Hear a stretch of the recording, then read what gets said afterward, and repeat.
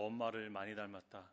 그리고 아빠 엄마를 반반 닮았다. 이런 말을 하기도 하죠. 자녀는 부모를 닮기 마련입니다. 부모에게서 나왔기 때문이죠. 그런데 신기하게도 외모만 닮는 것이 아니라 성격과 생활 습관까지도 닮은 모습을 우리는 발견하게 됩니다. 좋은 것도 닮는데 나쁜 것도 닮더라고요. 모든 인간은 하나님의 형상을 따라 지음 받았습니다. 이 말은 인간은 하나님을 닮은 존재로 지음 받았다는 것입니다. 그러나 에덴 동산에 죄가 들어오고 모든 인류가 죄 가운데 빠지면서 하나님을 닮은 존재로서의 삶을 상실해 버렸습니다. 그러나 예수 그리스도의 십자가의 대속의 죽음으로 구원받은 자들에게 하나님의 자녀가 되는 권세를 주심으로 다시 하나님을 닮는 자녀의 삶을 회복하게 하셨습니다. 그런데 문제는 하나님의 자녀된 그리스도인들이 하나님을 아버지라고 부르면서도 삶에서는 그분을 닮지 않은 채 살아가는 데 있습니다. 사람들은 내가 무엇을 믿는지를 보지 않습니다. 내 삶을 통해 내가 누구의 자녀인가를 사람들은 판단을 합니다.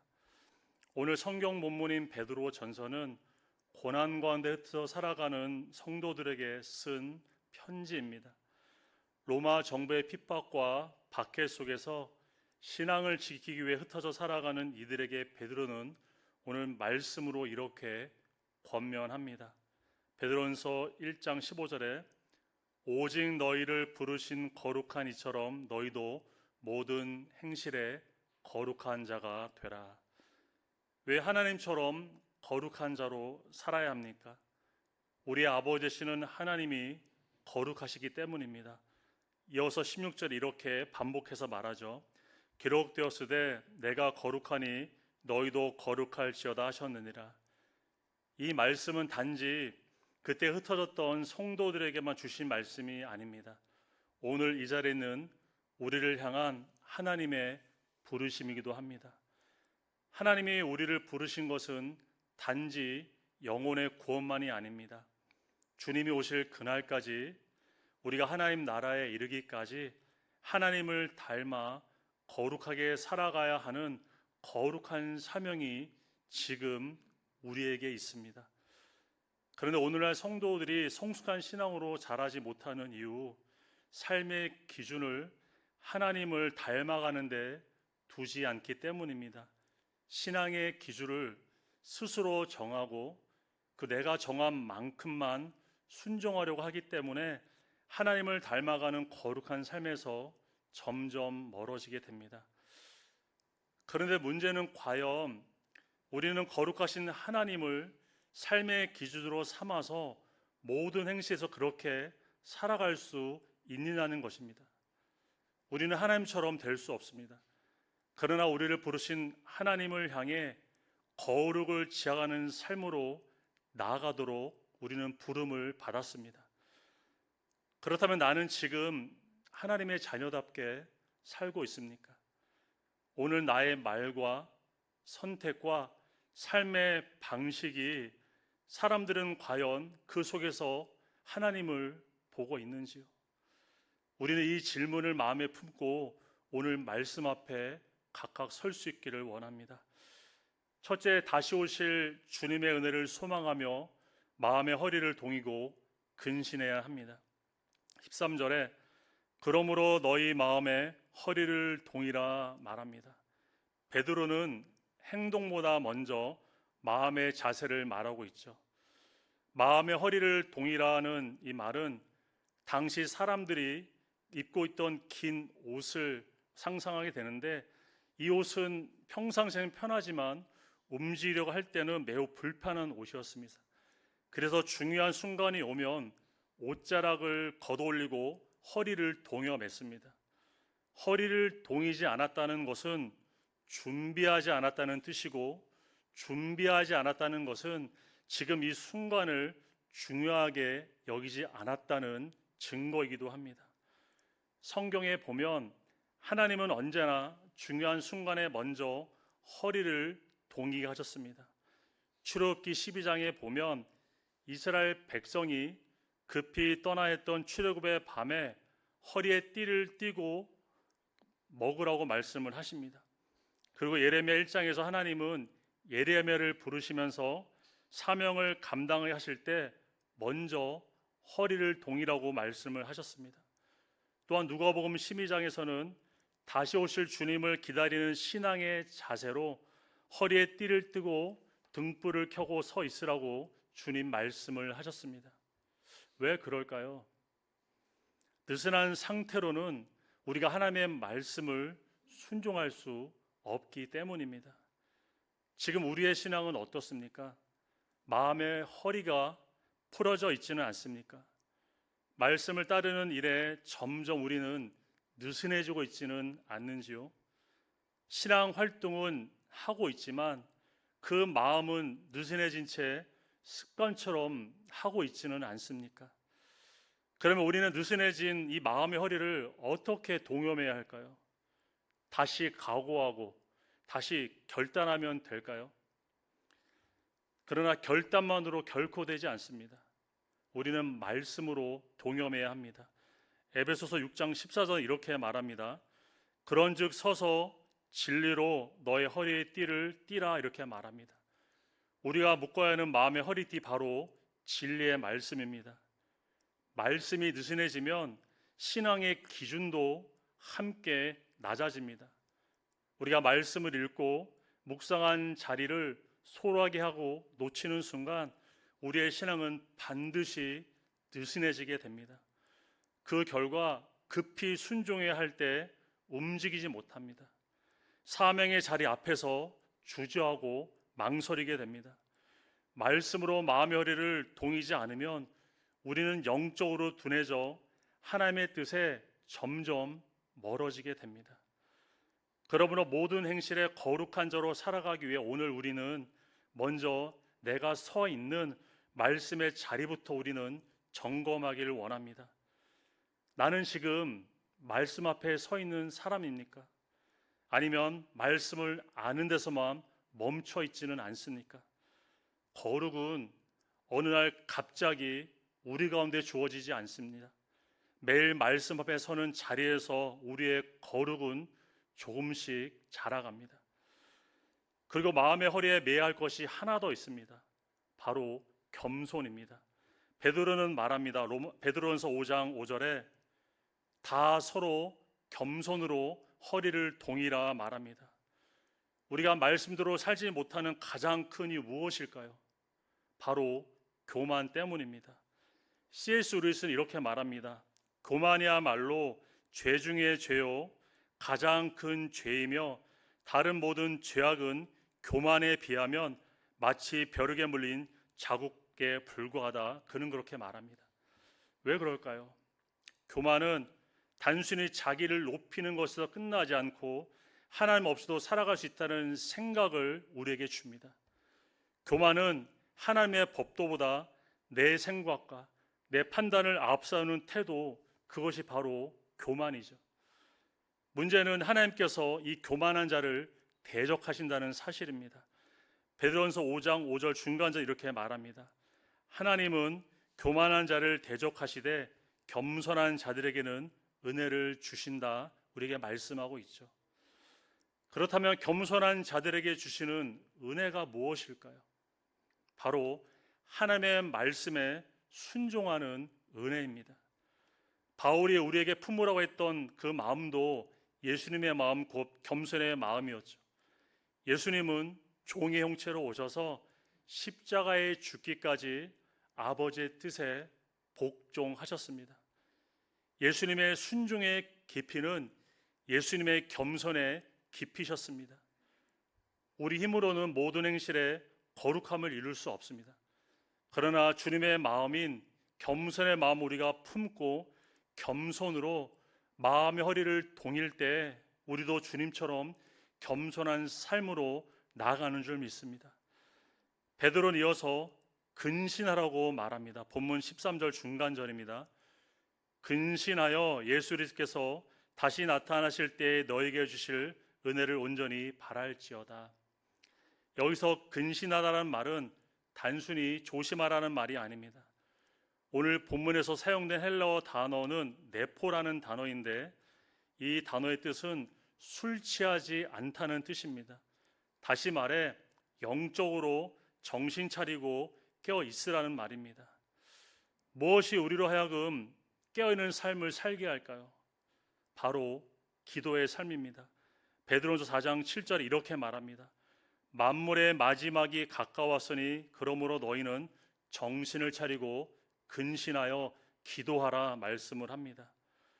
우리가 근신하여 기도하고 깨어 있을 때 다시 오실 주님의 은혜를 온전히 소망하며 모든 행실에 거룩을 추구하며 살아갈 수 있습니다.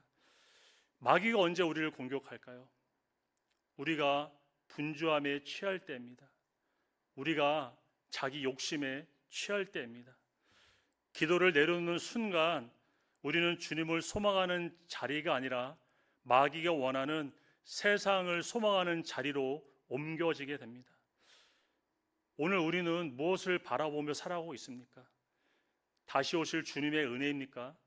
아니면 지금 당장의 세상의 만족입니까? 우리가 무엇을 바라는가가 결국 우리의 삶도 결정합니다. 그러므로 다시 말씀과 겸손으로 우리의 마음의 허리를 동일 수 있기를 바랍니다. 근신하고 깨어 기도함으로 다시 오실 주님을 온전히 소망하며 살아가기를 원합니다. 그래서 우리의 신앙이 느슨한 신앙이 아니라 준비된 신앙으로 모든 행실에 거룩한 자로 계속해서 나아가시는 저와 여러분의 믿음의 삶이 될 수 있기를 주님의 이름으로 축복합니다. 둘째, 순종하는 자녀의 정체성으로 옛사람의 욕망을 따라 살지 말아야 합니다. 14절입니다. 너희는 순종하는 자식처럼 말합니다. 우리가 먼저 주목할 것은 베드로가 성도들을 어떻게 부르고 있는가입니다. 베드로는 성도들에게 너희는 순종하는 자식이라고 말하고 있죠. 비록 그들의 현실은 세상에 흩어져 살아가는 나그네이지만 정체성까지 세상에 속한 사람이 아니라는 것입니다. 너희는 하나님에 속한 하나님의 자녀임을 베드로는 그들에게 분명하게 지금 말하고 있습니다. 신앙생활에서 정체성의 문제가 우리에게 너무나 중요합니다. 왜냐하면 신앙은 무엇을 하느냐의 문제가 아니라 내가 누구로 살아가느냐의 문제이기 때문입니다. 특히 이민자로 살아가는 삶은 여러 가지로 참 어려움을 경험하게 됩니다. 언어의 어려움이 있고 또 소수자로 살아가야 하는 부담이 있고 문화와 제도의 차이 속에 우리는 긴장 속에 살아갑니다. 그러다 보면 어느 순간 신앙의 문제보다 삶의 버거움이 우리에게 더 크게 다가옵니다. 그런데 문제는 그때부터입니다. 상황이 나를 규정하기 시작합니다. 환경이 나의 정체성이 되어버립니다. 그 순간부터 우리는 하나님의 자녀가 아니라 상황의 사람이 되어버리고 맙니다. 그렇다면 나는 어떻습니까? 혹시 상황이 규정한 사람으로 나는 지금 살고 있지는 않습니까? 상황이 규정된 사람이 되면 우리는 거룩한 자로 살아가지 못합니다. 세상이 규정해 준 나로 세상 속에 우리는 동화되어 살아갈 수밖에 없습니다. 그러나 베드로는 우리에게 말합니다. 상황으로 너희 자신을 정의하지 말라. 지금 우리에게도 말합니다. 너희는 나그네지만 정체성까지 나그네는 아니라는 것입니다. 너희는 순종의 자식이라 주님 우리에게 말씀하십니다. 여러분, 이민자의 삶은 언제나 우리를 흔들 수 있습니다. 그러나 그것이 내가 누구인지를 바꾸지는 못합니다. 세상에선 우리가 약자이고 작은 자일 수 있지만 하나님 앞에서는 나는 그분의 자녀입니다. 그래서 나를 정의할 때 나는 무엇을 하고 있는가가 아니라 나는 지금 누구로 살고 있는가를 우리는 스스로에게 묻기를 원합니다. 상황과 환경을 넘어 하나님이 규정한 정체성, 곧 순종하는 자녀의 정체성으로 우리는 살아갈 수 있기를 바랍니다. 그러면 순종하는 자녀로처럼 산다는 것은 무엇일까요? 베드로는 그 답을 이렇게 말합니다. 14절 중간절입니다. 전에 알지 못할 때에 따르던 너희 사욕을 본받지 말라. 베드로는 순종을 말하면서 무엇을 더하라고 말하지 않습니다. 먼저 무엇을 끊어야 하는지 말하고 있죠. 여기서 본받지 말라라는 말은 영어 성경을 보면 do not conform으로 번역합니다. conform은 모양이나 유형을 갖게 만든다는 뜻입니다. 다시 말해 욕망을 본받지 말라는 것은 그 삶의 틀에 나 자신을 집어넣지 말라는 말입니다. 왜 그럴까요? 그 삶은 더 이상 순종하는 자녀의 정체성에 전혀 어울리지 않기 때문입니다. 베드로 서신의 수신자들은 대부분 이방인 출신 그리스도인들이었습니다. 그들은 이전에 하나님을 알지 못하는 삶을 그들은 살았습니다. 욕망이 삶의 기준이 되는 세상 속에서 그 틀에 그들은 자신을 맞추며 살았었습니다. 그러나 이제 베드로는 말합니다. 그 삶으로 돌아가지 말라. 그 삶을 다시 본받지 말라. 왜냐하면 너희는 이제 하나님을 아는 하나님의 자녀가 되었기 때문입니다. 성경이 말하는 모든 행신의 거룩한 자로 살아간다는 것은 단지 욕망을 조금 절제하는 차원의 문제가 아닙니다. 욕망이 더 이상 내 삶의 주인되지 못하게 하는 것입니다. 순종하는 자녀로 산다는 것은 육신의 본능이 이끄는 대로 살지 않겠다는 우리의 믿음의 결단입니다. 하나님의 아버지의 거룩하심을 나의 삶의 기준으로 삼겠다는 우리의 믿음의 결심입니다. 그런데 문제는 어떻게 이 욕망의 삶을 끊을 수 있느냐입니다. 우리는 먼저 이 싸움을 내 힘으로 이길 수 없음을 인정하는 데서 시작해야 됩니다. 우리는 오직 성령의 능력으로만 가능합니다. 갈라디아서 5장 16절은 우리에게 이렇게 말합니다. 너희가 성령을 따라 행하라. 그리하면 육체 욕심을 이루지 아니하리라. 여기서 보면 순서가 중요하죠. 욕망을 끊는 것이 먼저가 아니라 성령을 따라 행하는 것이 먼저입니다. 성령을 따라 살아갈 때 우리는 육신의 욕심을 이루는 삶에서 해방할 수 있습니다. 왜냐하면 성령은 육체가 원하는 것을 하지 못하도록 육체를 거스르기 때문입니다. 성령으로 충만한 사람은 육체가 원하는 대로 끌려다니지 않습니다. 성령님은 우리를 진리 가운데로 인도하시고 말씀에 순종하는 삶으로 인도해 주십니다. 성령을 따라 사는 것이 우리의 답입니다. 성령을 충만함을 입는 것이 옛사람의 삶의 루틴에서 자유하는 유일한 길입니다. 나는 수없이 결단합니다. 수없이 결심도 합니다. 수없이 작정도 합니다. 그런데 나는 늘 같은 자리에 돌아오는 것일까요? 그 이유는 분명합니다. 성령님을 온전히 의지하지 않기 때문입니다. 로마서 8장 14절은 말합니다. 무릇 하나님의 영으로 인도함을 받는 사람은 곧 하나님의 아들이라. 순종하는 자녀로 부름받은 우리, 이제 옛사람의 욕망에 끌려가는 인생에 더 이상 붙잡혀 살지 않기를 바랍니다. 오직 성령의 인도하심을 받으며 모든 행신의 거룩한 삶으로 오늘도 그 남은 생에도 하나님 앞에 온전히 드려지는 저와 여러분의 믿음의 삶이 될 수 있기를 주님의 이름으로 축복합니다. 마지막으로 나그네로 사는 동안 하나님의 심판을 믿으며 경외함으로 살아야 합니다. 17절입니다. 외모로 보시지 않고 각 사람의 행위대로 심판하신 이를 너희가 아버지라 부른즉. 베드로는 우리가 아버지로 부르는 하나님을 동시에 심판주가 되심을 말하고 있습니다. 하나님은 겉모습을 보지 않으시고 각 사람의 행위대로 판단하시는 공의로우신 하나님이십니다. 그러면 왜 베드로는 하나님을 아버지시면서 동시에 심판주로 말하고 있는 것일까요? 하나님을 아버지로 부른다고 해서 자기 행위에 대한 책임이 면제되는 것은 아니기 때문입니다. 성도는 은혜로 구원을 받습니다. 그러나 그 은혜는 결코 방종의 프리패스는 아닙니다. 베드로는 고난 속에 살아가는 성도들이 하나님은 아버지이시기에 이 정도는 괜찮기지라며 세상과 타협하지 않도록 사랑과 함께 지금 공의를 말하고 있음을 보게 됩니다. 은혜는 결코 죄를 가볍게 보는 이유가 되지 못합니다. 우리가 하나님을 아버지라고 부른다고 해서 거룩한 삶의 책임에서 자유롭다는 뜻은 아닙니다. 오히려 그 반대이죠.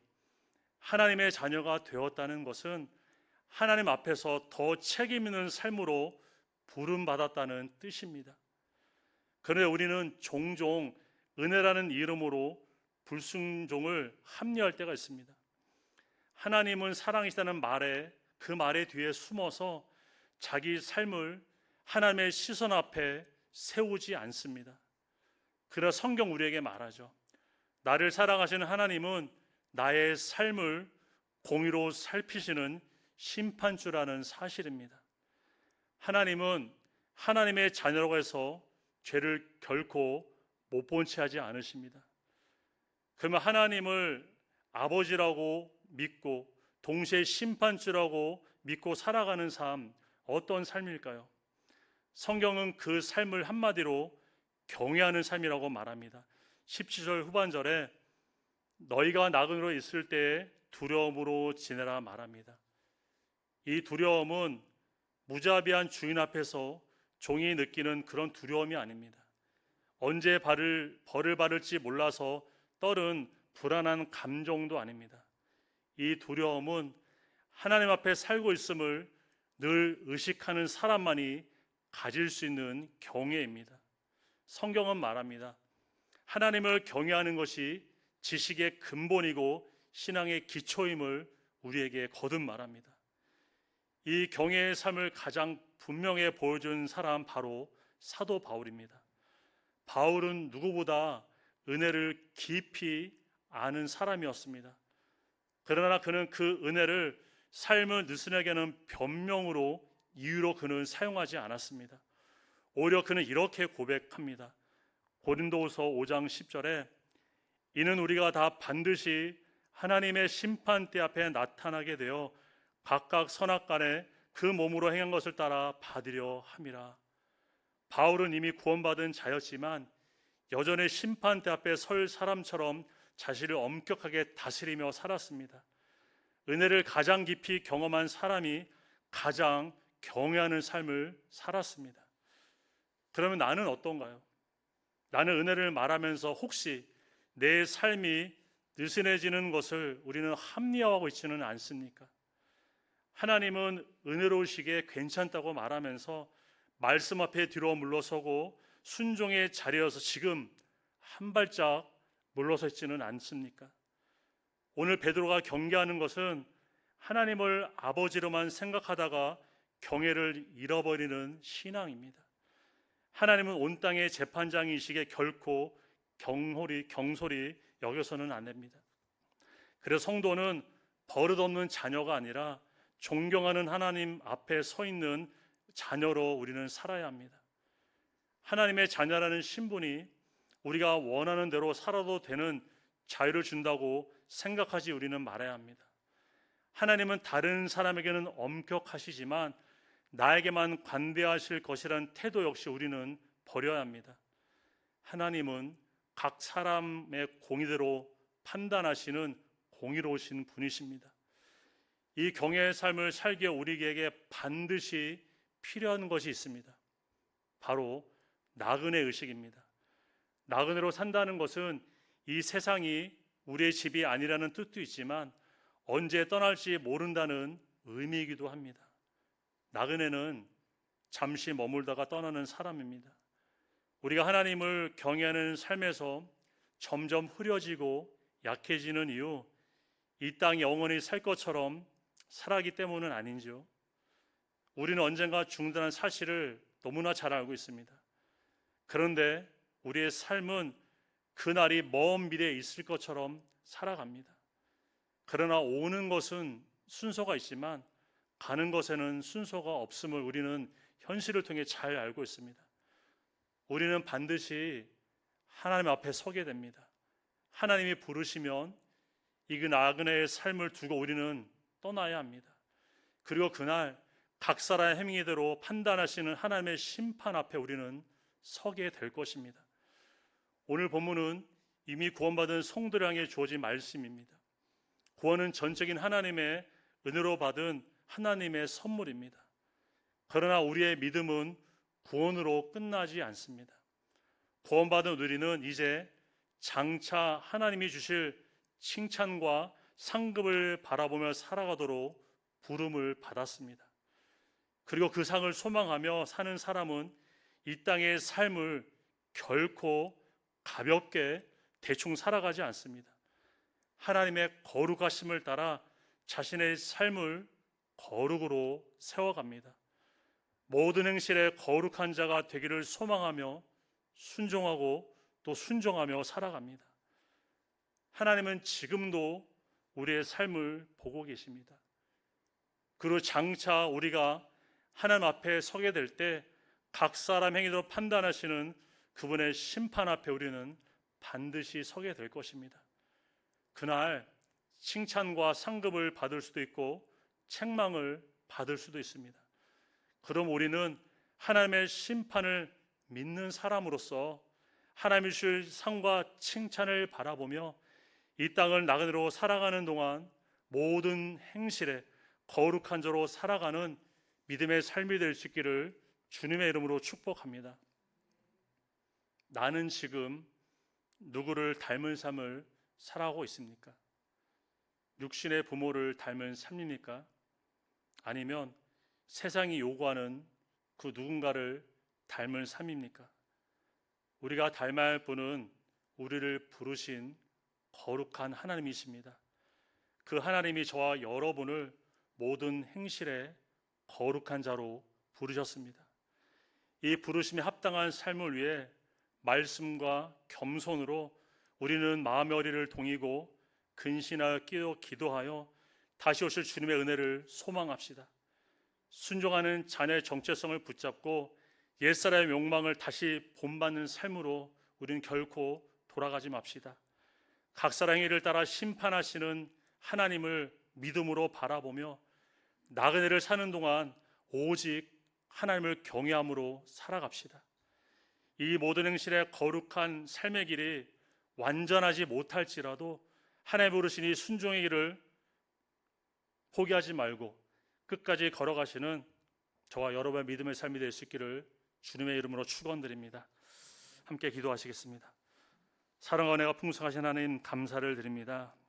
우리를 택하시고 구원하셔서 하나님의 자녀로 불러주신 그 은혜 참으로 감사를 드립니다. 우리를 부르신 거룩하신 하나님처럼 모든 행실에 거룩한 자로 살아갈 수 있기를 주님 간절히 기도드립니다. 말씀과 겸손으로 우리의 허리를 단단히 동여매게 하시고 근신하여 기도함으로 오실 주님의 은혜를 소망하는 삶이 되도록 하나님 붙잡아 주시옵소서. 순종하는 자녀의 정체성을 굳게 붙들고 옛사람의 욕망을 따르는 삶과 이제 완전히 결반하는 믿음의 삶이 되도록 성령님 인도하여 주시옵소서. 각 사람의 행위대로 심판하시는 하나님을 믿음으로 바라보며 이 땅의 나그네를 사랑한 동안 그 나그네 의식을 품고 오직 하나님만을 경외하는 삶으로 오늘도 그리고 남은 생에 온전히 살아갈 수 있도록 주님 우리를 인도하시고 함께하여 주시옵소서. 모든 것을 감사드리며 거룩하신 예수님의 이름으로 기도 올려드립니다.